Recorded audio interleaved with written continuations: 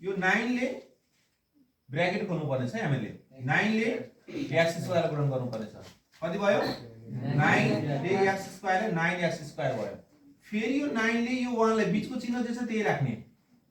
9 ले 1 लाई मल्टिप्लाई गर्दा कति भयो 9 भयो इक्वल 82x जस्ता तथ्य छ हैन यसलाई केही पनि गरेका छन् अब हामीले के गर्छौं भने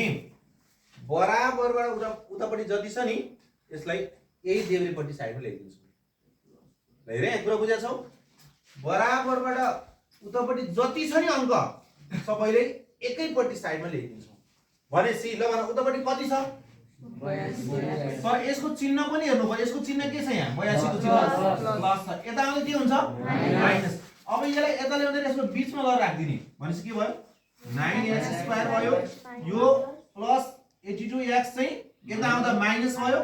माइनस 82x भयो अनि के बाँकी रहेछ ल भन्दा बराबर नलेख्नु अहिले के छ बाँकी प्लस कति 9 इक्वल कति छ अब 0 भेरी गुड उतापट्टिको सबै अंकलाई यता ल्यायौं हामीहरुले उतापट्टिको सबै अंक यतापट्टि आउँदा हेर्दा यतापट्टि के हुन्छ शून्य हुन्छ 0 हुन्छ केही पनि हुँदैन हुन्छ त नभए पछाडी के भयो त 0 भयो अब यस पछाडी फ्याक्टराइजेसन गर्नु पर्यो खण्डीकरण गर्नु पर्यो यस पछाडी चाहिँ खण्डीकरण गर्नु पर्यो खण्डीकरण गर्दाखेरि नियम के लाउँछौं हेर त हामीले अगाडीको अंक जति छ नि अन्तिमको अंकलाई गुणन गर्छ भनेको के भयो कति कति गुणन गर्ने 9 ले 9 लाई मल्टिप्लाई गर्नु पर्यो कति हुन्छ 9 ले 9 लाई मल्टिप्लाई गर्दा 81 भयो अनि हो यो चिन्हलाई हेर्छौं हामीहरुले यो चिन्ह के छ प्लस छ अब हामीलाई खण्डीकरण गर्दा के चाहियो भने गुणन गर्दा चाहिँ 81 चाहियो र यो चिन्हलाई हेरेर यो चिन्ह प्लस छ भने जोड्दा 82 चाहिन्छ 82 चाहियो यदि यहाँ माइनस छ भने घटाउँदा 82 चाहिन्छ अहिले प्लस छ कि माइनस छ प्लस भएको कारणले गर्दाखेरि फ्याक्टराइजेसन नियम हो सम्झने हो अगाडीको अंक र अन्तिमको अंक मल्टिप्लाई गर है त मल्टिप्लाई गर्दा 81 आयो र सबै भरि फ्याक्टराइजेसन गर्दाखेरि यो चिन्हलाई हेर यो चिन्ह के छ प्लस छ प्लस भएपछि जोड्दा कति चाहियो त अब हामीले यहाँ जति अंक छ नि एड गर्दा त्यति नै चाहिन्छ भनेपछि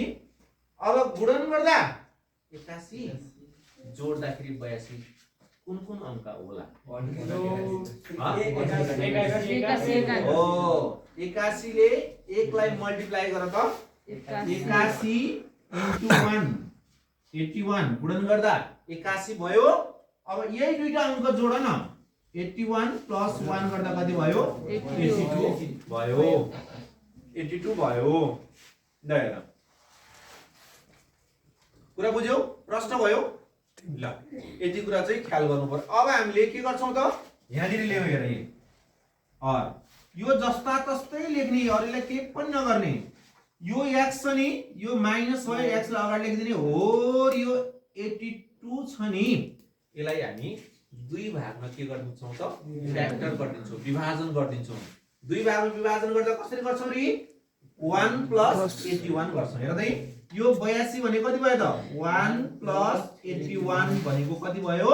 82 भयो 82 भयो अनि बाँकी रह्यो के हेर चिन्ह हेरेर राख बाँकी के छ प्लस को प्लस भयो 9 को 9 इक्वल 0 भयो क्लियर छ यहाँसम्म र अब हेर